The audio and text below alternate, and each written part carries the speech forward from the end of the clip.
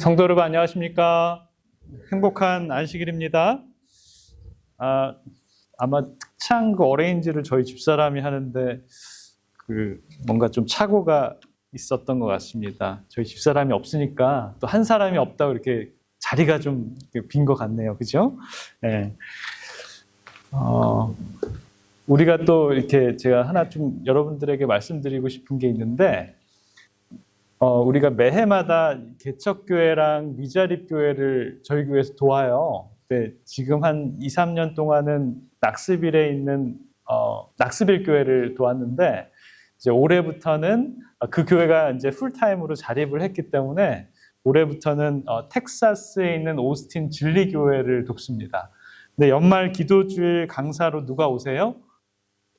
네, 텍사스 오스틴에 있는 우리 김경선 목사님이 오시는데, 그 편으로 우리가 좀 헌금을 여러분들께서 모아주신 헌금과 또 교회에서 마련한 헌금을 매칭을 해가지고 보낼 거예요. 그래서 직원에서 어떻게 결의를 했냐면, 우리 교회에서 헌금이 나온 만큼을 교회에서 보조를 해서 보내자 이렇게 결의를 했어요. 그래서 여러분들이 잊지 마시고 그 김경순 목사님 오시는 그 주까지 자금을 모았다가 헌금을 해주시면 감사하겠습니다. 사도 바울 선생님이 그 예루살렘 교회에다가 뭐라고 얘기했어요? 내가 올 때 막 급하게 걷어서 헌금하지 말고 미리미리 주일의 첫째 날에 자금을 모아서 내가 오면은 미리 다 걷어가지고 그냥 줘라, 이런 식으로 이렇게 얘기한 것처럼 우리가 좀 준비하는 저와 여러분들이 되었으면 좋겠습니다. 여러분, 이제 벌써 어느덧 11월 이제 말을 향해서 갑니다. 이제 한 해도 점점 저물어 가는데요. 며칠 전만 해도 이제 이 시내를 운전을 다니다 보면은 이 단풍이 아주 새빨간 거, 아주 샛노란 게 있었는데, 요즘에 약간 기온이 떨어지고 바람이 불다 보니까 단풍이 많이 떨어졌습니다. 제가 며칠 전에 이제 교회에 와가지고 바람이 부는 날 이렇게 나무를 보니까 이런 생각을 했어요. 왜 어떤 나무는 아직 잎이 남아있고 어떤 나무는 다 떨어졌을까, 그런 생각을 하다가, 같은 동네, 같은 기온, 같은 하늘에 있지만 나무마다 다 이게 떨어지는 시기가 다른 게 왜 그럴까라고 이렇게 궁금해 했었는데, 유튜브에 보니까 어떤 전문가들이 이렇게 얘기를 하더라고요. 햇볕을 얼마나 많이 받았는가, 또 바람에 얼마나 견뎠는가, 또 어떤 환경에 노출했느냐에 따라서 작은 차이가 가을 나무의 색과 시기를 완전히 다르게 결정을 한다라고 이렇게 얘기합니다. 그 모습을 보면서 저는 이런 생각을 해보게 됩니다. 우리의 신앙도 그렇지 않을까라는 생각을 해봅니다. 같은 교회에 앉아 있어도 우리의 삶이 하나님의 형상에 반영되어서 주님을 닮아가는 모습이 다 그 속도가 다르지 않나라는 생각이 듭니다. 어떤 분들은 감사의 빛깔로 물들어 있고요. 어떤 분들은 상처의 잎을 붙잡고 있는 분들도 있고, 어떤 분들은 오래된 아픔을 내려놓고 또 새로운 계절을 맞이하려는 그런 분들도 있다라는 것입니다. 그 차이를 만드는 중요한 요소 하나는 뭐냐면, 의의 태양 되신 우리 예수님을 얼마나 우리가 가까이서 모시고 그분과 동행하느냐에 따라서 우리들의 이 신앙적인 모습이 더 성숙되는 그런 모습이 아닐까라는 생각이 듭니다. 햇볕을 많이 받은 나무는 더 화려하고 더 아름다운 색깔을 냅니다. 예수님의 사랑을 많이 받은 성도님들의 빛깔도 그런 것 같아요. 더 따뜻해지고, 더 부드러워지고, 더 감사해지고, 더 넉넉해지는 우리들의 모습이 아닌가라는 생각이 듭니다. 오늘은 본문을 뭘로 택했냐면, 전도서 2장 24절부터 26절입니다. 사람이 먹고 마시며 수고하는 것보다 그의 마음을 더 기쁘게 하는 것이 없나니 내가 이것도 본즉 하나님의 손에서 나오는 것이로다. 먹고 즐기는 일을 누가 나보다 더 해보았으랴. 하나님은 그가 기뻐하시는 자에게는 지혜와 지식과 희락을 주시나 죄인에게는 노고를 주시고 그가 모아 쌓게 하사 하나님을 기뻐하는 자에게는 그가 죽게 하시지만 이것도 헛되다 바람이 있는 것 같도다 라고 이렇게 얘기를 합니다. 이 말씀을 기록한 사람은 이스라엘의 몇 번째 왕이에요? 세 번째 왕. 첫 번째 왕 누구예요? 사울, 그 다음에 다윗, 그 다음에 솔로몬. 세 번째 왕 솔로몬입니다. 저와 여러분들이 알다시피 또 전도서에 말을 하는 것처럼 뭐라 그래요? 솔로몬 왕이 먹고 마시고 즐기는 일을 누가 나보다 더 해봤냐? 라고 이렇게 얘기를 합니다. 그만큼 이 세상 것은 다 즐겨본 사람이 누구예요? 솔로몬이다 라고 이렇게 얘기합니다. 솔로몬은 인류 역사에서 가장 지혜롭고 또 가장 풍족하고 가장 성공한 왕 중에 하나였습니다. 그래서 신학자들은 그의 삶을 이 세 번의 시기로 나누고 있다라고 이렇게 조명을 합니다. 그가 이 젊었을 때는 풋풋한 젊음이 있었던 때에는 순수했던 이 솔로몬은 신랑과 이 신부의 사랑을 노래한 아가서를 작성합니다. 그래서 젊음의 열정, 순수함, 이 사랑의 아름다움이 가득 차 있는 책이 바로 이 아가서죠. 그죠? 그 다음에 이제 그가 이제 나이가 들고 경험을 하고 중년이 됐을 때 어떤 책을 기록하냐면 잠언을 기록합니다. 결혼하고 자녀를 양육하고 왕국을 통치하는 중년의 삶을 그리고 있습니다. 그래서 그 책에 보면 아이를 그 받을 길로 훈련하라. 지혜는 진주보다 귀하다. 한 입으로 찬양과 저주를 나올 수 없다. 라고 하는 그런 주옥과 같은 글들이 잠언서에 많이 나옵니다. 정경수 사모님, 우리 며느님한테 이런 얘기를 해주세요. 우리 시안이가 똑똑해지려면 매일매일 잠언을 읽어줘라. 저희 집사람이 임신을 해가지고 앤드루스에서 이제 임신을 해가지고 이제 배가 남산만 할 때 임신해서부터 그 10개월 동안 계속 잠언을 읽고 잠언을 썼어요. 잠언이 1장부터 30장까지 있습니다. 그래서 한 달이면 한 권을 다 뗄 수가 있어요. 그랬더니 애가 이제 똑똑하게 나와가지고 지금 이제 하나님의 복음 전하러 저기 DR에 지금 가 있습니다. 자, 이런 중년의 책이 담긴 잠언. 자, 젊었을 때는 무슨 책 썼어요? 아가서. 중년에는 무슨 책 썼어요? 잠언. 그리고 그의 노년의 나이에 부귀영화, 명예, 성공, 쾌락, 지혜, 누릴 수 있는 것 모든 것을 누려본 인생의 말년에 마지막으로 뭘 기록하냐면 전도서를 기록합니다. 전도서 1장에 보면 뭐라고 얘기를 해요? 1장 2절에 뭐라고 얘기하냐면 자, 전도자가 이르되 헛되고 헛되며 헛되고 헛되니 모든 것이 헛되도다. 헛된 것을 몇 번이나 했어요? 얼마나 헛됐으면 헛된 것을 5번이나 얘기를 합니다. 네. 정말 해볼 거 다 해보고 나니까 인생이 참 부질없고 헛되다. 그는 그가 가진 것들을 한번 생각해 봤습니다. 금과 은이 산더미처럼 쌓여 있고요. 이방의 왕들이 그의 앞에서 절하고 올 때마다 수레로 금은 보화를 가지고 왔어요. 자, 여러분 그 부인 1명 데리고 있는 것도 행복한데 솔로몬은 몇 명 있었어요? 부인이? 정실만 700명, 후궁이 300명. 그래서 이 밤을 지내려면 3년에 한 번씩 돌아와요. 네. 그만큼 부인이 많았습니다. 그러니까 누려본 건 다 누려본 사람이 세계 각국에서 왕들과 학자들이 그의 지혜를 보려고 찾아왔고요. 그의 지혜는 정말 기적처럼 전해졌습니다. 그럼에도 불구하고 솔로몬은 말합니다. 이 모든 것은 다 헛되고 부질없고 모든 것은 다 뭐가 없다? 생명이 없다라고 이렇게 얘기를 합니다. 그래서 그의 인생의 마지막에 이 질문 하나를 던집니다. 그러면 인생에서 가장 좋은 것이 무엇이냐라고 하면서 오늘 저와 여러분들이 살펴볼 이 전도서의 말씀에 세상에서 가장 좋은 것 3가지를 솔로몬이 소개를 합니다. 그 답은 아주 단순하지만 엄청난 깊이를 가지고 있다라는 것입니다. 솔로몬은 이 솔로몬 전도서 3장 12절에 이런 말씀을 합니다. 그 첫 번째 세상에서 가장 좋은 것 한 가지입니다.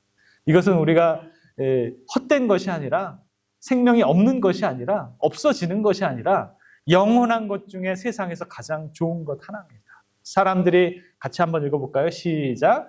사람들이 사는 동안에 기뻐하며 선을 행하는 것보다 더 나은 것이 없는 줄을 내가 알았고. 자, 이렇게 많은 것을 가져봤는데 이 많은 것 갖는 게 기쁘고 좋은 게 아니라 뭐 하는 게 좋다라는 것이에요? 선을 행하는 것, 나눠주는 것, 그것이 나에게 정말 기쁨이 된다라는 것을 이 세상에서 가장 부유하고 가장 지혜롭고 가장 훌륭한 사람이 말했다라는 것입니다. 남을 섬길 때 나오는 기쁨, 남을 살리는 기쁨, 남을 위로하는 데 얻어지는 그런 기쁨. 이것이 하나님만이 주실 수 있는 참 기쁨이다라는 것입니다. 그런 면에서 보면 하나님께서는 참 사람들에게 공평한 것을 주었어요. 만약에 부자가 부자고 명예가 있고 권력이 있는 사람들만 선을 행할 수 있다 그러면 가난하고 권력이 없고 명예롭지 못한 사람들은 평생에 선을 행하지 못할 겁니다. 그러나 하나님께서 정말 사람들에게 참 기쁨을 주는 그 기쁨의 선물은 선을 행하는 데 있다라는 것입니다. 자, 화이트는 이런 말씀을 합니다. 치료봉사 360페이지에 하늘의 분위기는 뭐다? 사랑이다. 사랑을 가진 영혼은 남을 행복하게 하며 자기 자신도 행복을 얻는다. 라고 이렇게 얘기합니다. 저와 여러분들이 만약에 이제 운이 좋아서 뭐 복권에 당첨돼서 뭐 몇 밀리언에 당첨돼서 그거를 얻는다 그러면 행복하겠죠. 나도 그러면 참 좋겠다라는 생각을 가끔씩 해봅니다. 근데 그거 얻어가지고 진짜 영원히 행복한 사람을 아무도 못 봤어요. 그 복권 당첨된 사람들의 말로를 보면 항상 불행하고 뭐 마약에 찌들고 뭐 살인을 하고 뭐 자살을 하고 뭐 이런 일들이 비일비재하다라는 것입니다. 그래서 하나님께서는 하늘의 분위기는 사랑인데 사랑을 가진 영혼은 뭘 할 수 있다라는 거예요? 남을 행복하게 해준다라는 것입니다. 남에게 선을 행한다라고 이렇게 얘기합니다. 남에게 선을 행하면 행할수록 자기도 행복해지는 것. 사랑하는 성도 여러분, 솔로몬이 말하는 첫 번째 가장 좋은 것은 여러분들도 가지길 간절히 원합니다. 뭐 하는 거예요? 선을 행하는 것. 선을 행하십시오. 그러면 우리는 행복해질 겁니다. 자, 솔로몬이 얘기하는 이 세상에서 가장 좋은 것 중에 두 번째는 전도서 5장 18절에 나옵니다. 자, 같이 한번 읽어볼까요? 시작.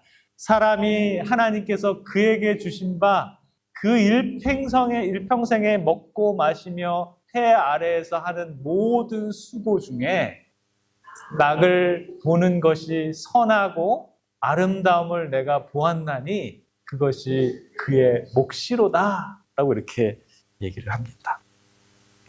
솔로몬은 세상의 것 중에 참 좋은 것 두 번째가 뭐냐면 수고하는 중에 낙을 얻는다라는 것입니다.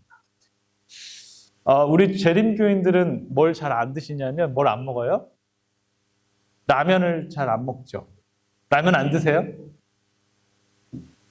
삼육라면 드세요? 근데 한국의 재림교인들은 남자 재림교인들은 라면을 안 먹을 수가 없습니다. 왜냐하면 군대에 가서 라면에 중독이 돼서 옵니다.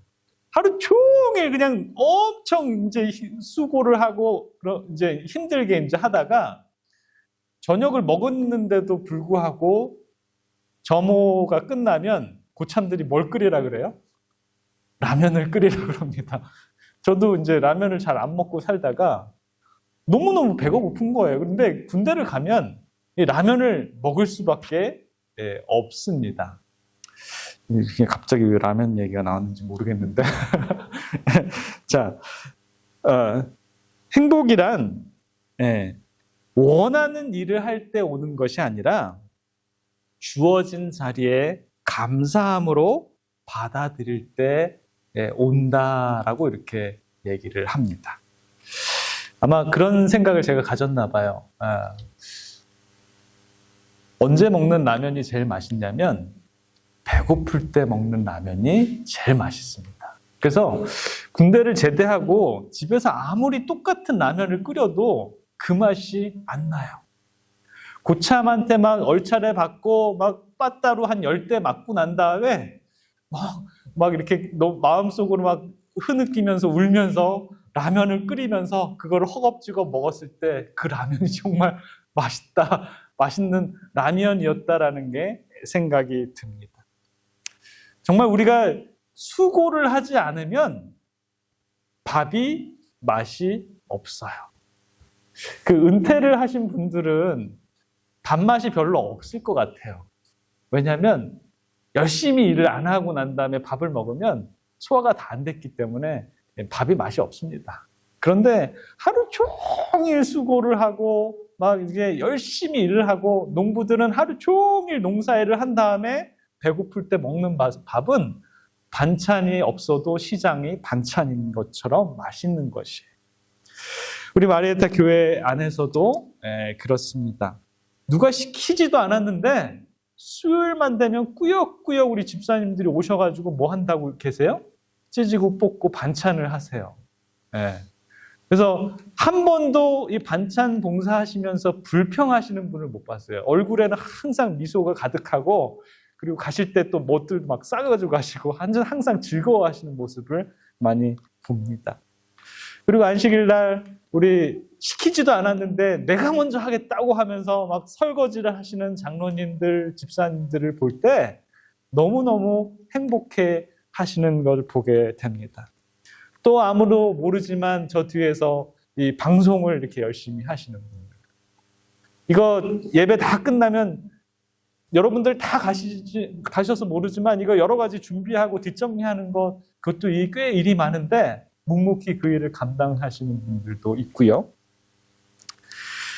아이들을 하나하나 돌보시는 분들, 또 여러 시간 안식일 오후에 이 재무실에서 숫자와 싸움을 하시는 여러분들도 있습니다. 또 피아노 봉사하시는 분들도 있고요. 또 열심히 이 찬양 봉사를 하신다고 일주일 내내 흥얼거리면서 찬미가를 또 노래하시는 그런 분들도 있습니다. 하나하나 하나님이 그 수고를 잊지 않으신다라는 것입니다.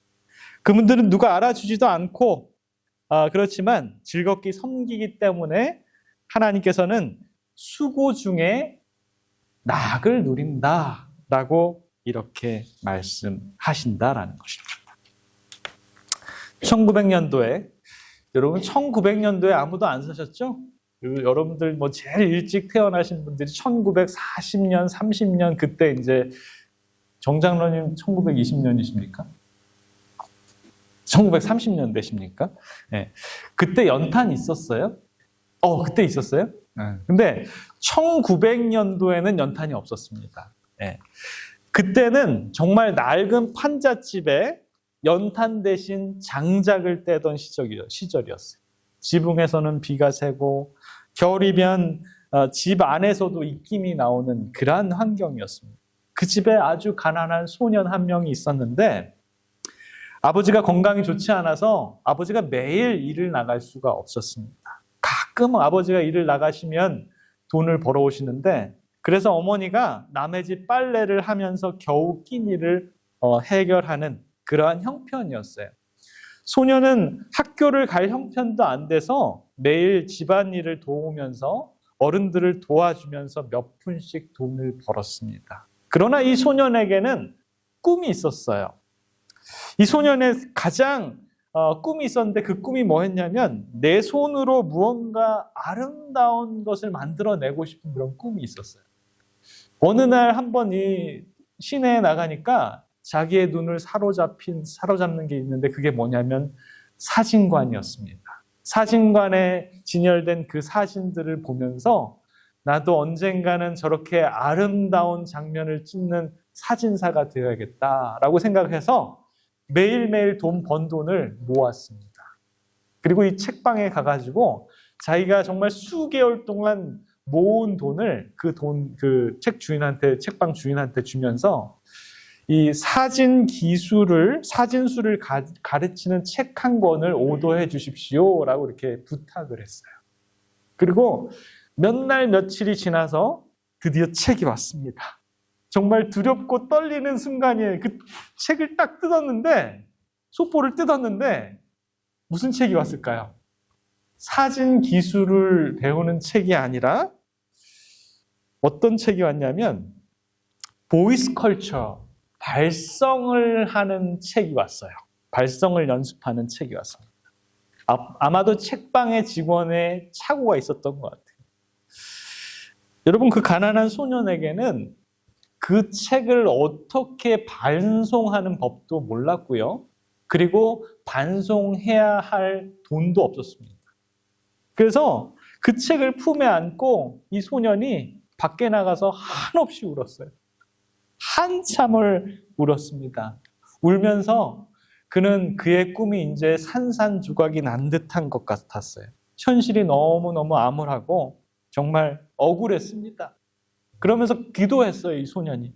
하나님, 제가 이렇게 수개월을 돈을 모아가지고 책을 한 권 오더했는데 제가 원하던 책이 아니었습니다.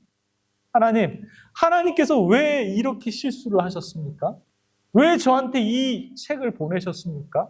하면서 막 억울하게 하나님께 따지기도 하고 막 이렇게 기도를 하다가 문득 무슨 생각이 들었냐면 이 책이 나의 수중에 들어온 것도 어쩌면 하늘의 섭리가 있지 않을까라는 생각을 하게 됐습니다. 한참을 울다가 기도하다가 결론은 내가 이 책을 한번 읽어봐야겠다라는 마음이 들기 시작했어요.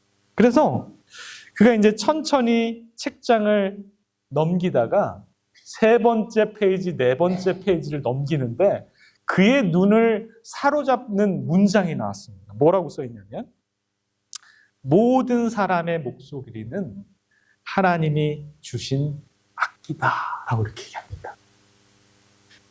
제가 이제 노래를 잘 못하는데 왜 웃으세요? 왜 웃으세요? 저는 노래 잘하는 사람의 이 노래를 듣고 이렇게 하지 이 악보를 보고는 이게 돈지 민지 몰라요. 어렸을 때부터 음악을 한 사람이 아니라서. 그래서 저는 이 노래 잘하는 사람 옆에 앉아 있는 거를 좋아합니다. 근데 이 친구가, 이 아이가, 이 소년이 이 문장을 대했어요. 모든 사람의 목소리는 하나님이 주신 악기다. 여러분 정말 놀랍지 않습니까? 저처럼 노래 못하는 사람의 목소리도 하나의 악기가 될 수 있다라는 것입니다. 그래서 이 문장을 읽는 순간 이 소년의 이유를 알지 못하는 감동이 느껴졌어요. 그래? 하나님이 모든 사람들에게 목소리를 줬는데 이게 하나님이 주신 악기라고? 그러면 나도 아름다운 목소리를 만들어낼 수 있지 않을까? 라고 하면서 이 책을 읽으면서 호기심이 더 점점 많아졌습니다. 그날부터 소년은 그 책을 매일 밤 촛불 아래서 읽기 시작했고 몇 년 후에는 그 소년은 놀라운 재능을 꽃피우기 시작했습니다. 그의 음색, 그의 울림, 그의 발성, 표현, 감정 표현, 모든 것이 어떤 사람들보다 뛰어났다라는 것입니다. 마을 음악 선생님도 그의 노래를 듣고 깜짝 놀랐습니다. 어른들이 모두 이런 말을 합니다. 이야, 저 아이는 정말 하나님이 부르신 특별한 아이 같아. 그래서 그 아이는 결국 세계적인 성악가인 찰리 메카시가 됩니다. 여러분, 뭐 때문에? 잘못 온 책 한 권 때문에 그의 인생이 바뀌게 됩니다. 만약에 사진술 책이 왔다면 어쩌면 평범한 시내 사진사가 됐을 수도 있었어요. 그러나 잘못 온 책 때문에 그것을 하나님의 손에 맡겼더니 하나님은 그 책을 그의 인생의 새로운 문을 여는 것으로 사용하셨다라는 것입니다. 사랑하는 성도 여러분, 우리의 삶도 때때로 잘못 온 책 같은 일들이 많지 않습니까? 내가 원하는 길이 아닌 것, 내가 계획한 길이 아닌 것, 내가 정말 실망스러운 상황에 있는 상황. 그러나 우리가 그 속에서도 수고 중에 낙을 누리는 하나님을 신뢰할 때 하나님 그 실망을 기쁨으로 또 그 실패를 새로운 부르심으로 우리를 부르신다라는 것입니다. 사랑하는 성도 여러분, 혹시 지금 내 인생에도 잘못 온 책 같은 일이 있지 않습니까? 한번 깊이 생각해 보시고 이것이 하나님이 나를 새로운 길로 인도하시는 그러한 길이 될 수 있다라는 것을 여러분 한번 생각해 보시기 바랍니다. 자, 하나님께서 이 솔로몬에게 지혜를 주셔서 그가 느끼게 하신 세 번째 세상에서 가장 좋은 것, 가장 귀중한 것 뭘까요? 전도서 2장 26절입니다. 자, 같이 읽어보겠습니다. 시작. 하나님은 그가 기뻐하시는 자에게는 지혜와 지식과 희락을 주시니. 예. 여기에서 말하는 희락은 상황이 주는 기쁨이 아니라 하나님 자체에서 오는 기쁨입니다. 하나님 자체에서 오는 기쁨. 세상이 줄 수 없는 기쁨. 환경이 빼앗을 수 없는 평안. 그것이 바로 샬롬입니다. 샬롬. 제가 저는 폰도 아이폰을 쓰고 좀 그러는데 제가 아이워치라는 게 처음 나왔어요.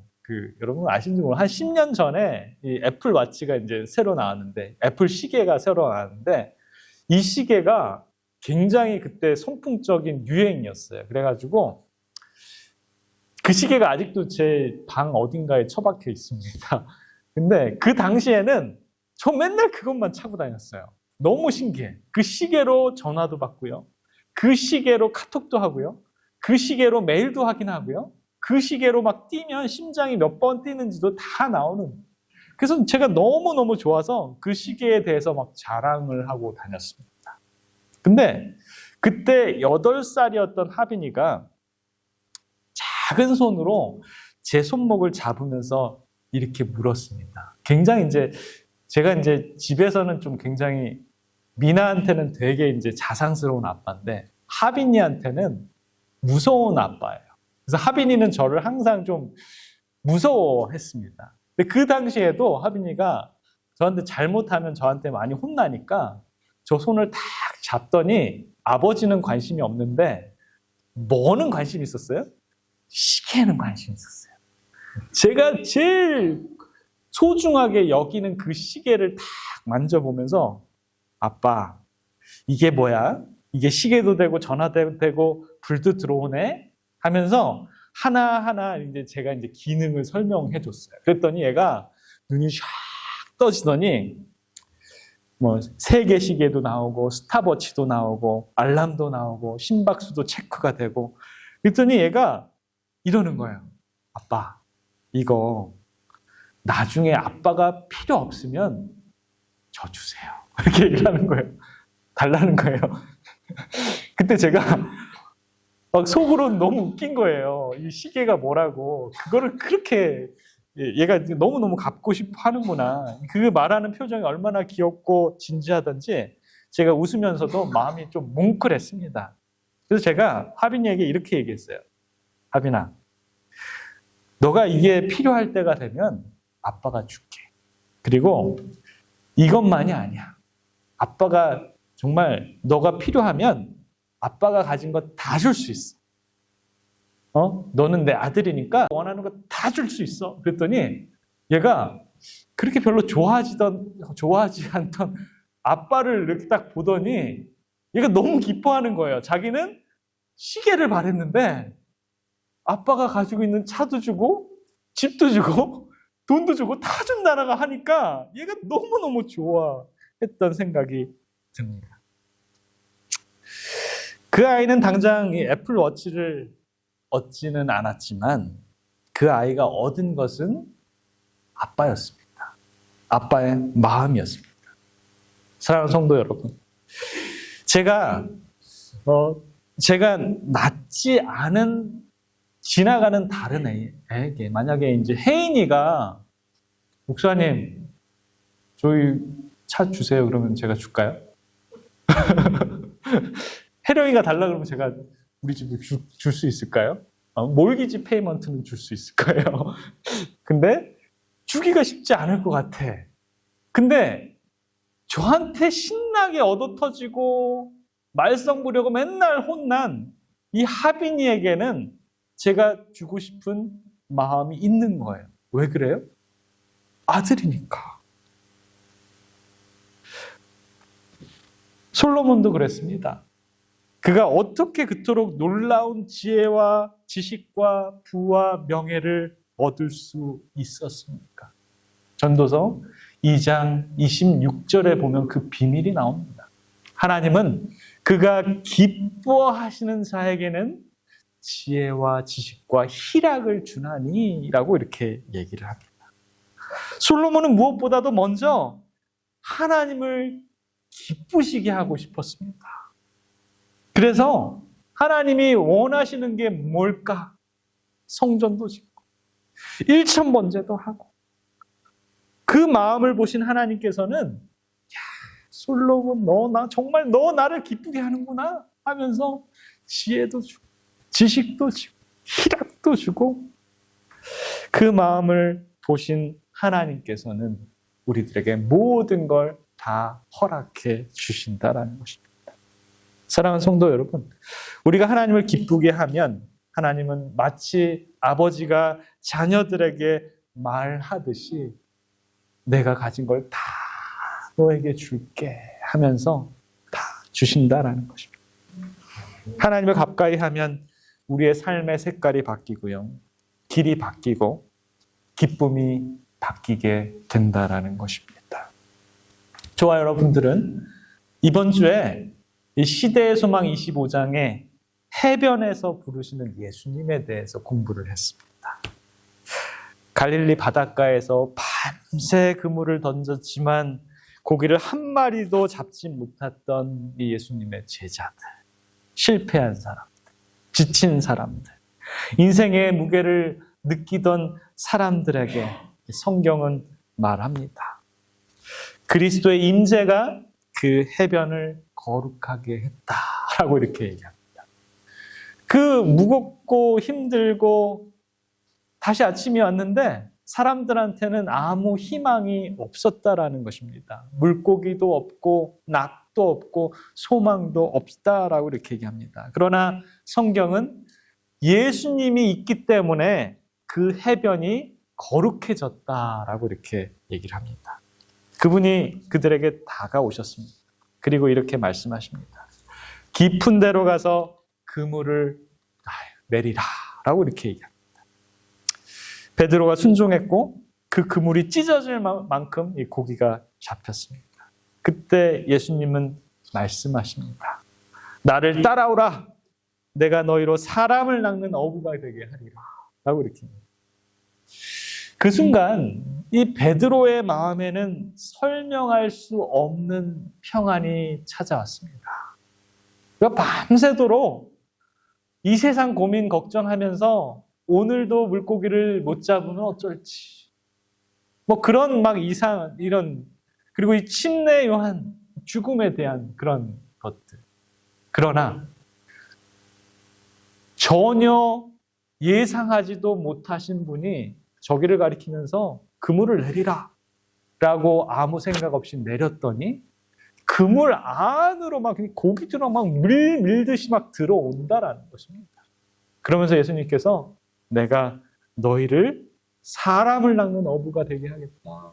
라고 했을 때 이 베드로는 바로 저분입니다. 저분이 내가 인생을 맡길 수 있는 분입니다. 그러면서 평안이 들어왔습니다. 고기가 많아서 온 평안이 아닙니다. 문제가 해결돼서 온 평안이 아닙니다. 예수님의 임재 때문에 온 평안입니다. 예수님이 늘 계셨지만 예수님을 깨달았을 때 느끼는 평안이 바로 그 평안입니다. 화이트분이 이렇게 얘기합니다. 시대소망 25장에 그분의 부르심에는 기쁨과 평화가 약속되어 있다라고 이렇게 얘기합니다. 사랑하는 성도 여러분, 예수님께서 여러분들 부르십니까? 책 안 읽으셨어요? 부르십니까? 네.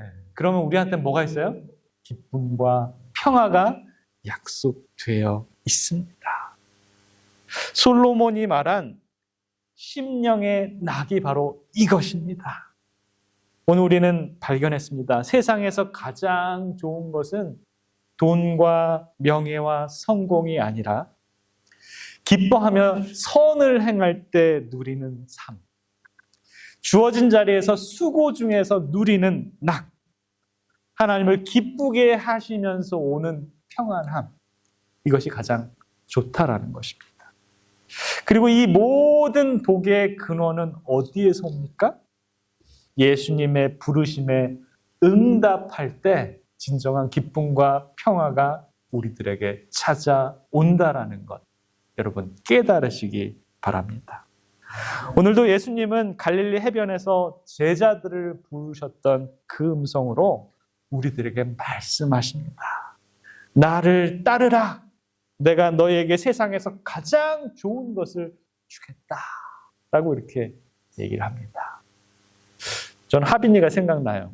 이 애플워치 이거 갖고 싶어가지고 아빠 이거 나중에 줄 수 있어. 이렇게 얘기하는데 아빠가 너 다 줄게. 그게 우리 하나님이시다라는 것입니다. 사랑하는 성도 여러분, 이제 우리 마음을 주님 향하시길 간절히 기원합니다. 주님 부르실 때 우리가 응답하시고 주님께 대답하시는 저와 여러분들 되시길 바라면서 말씀을 마치겠습니다.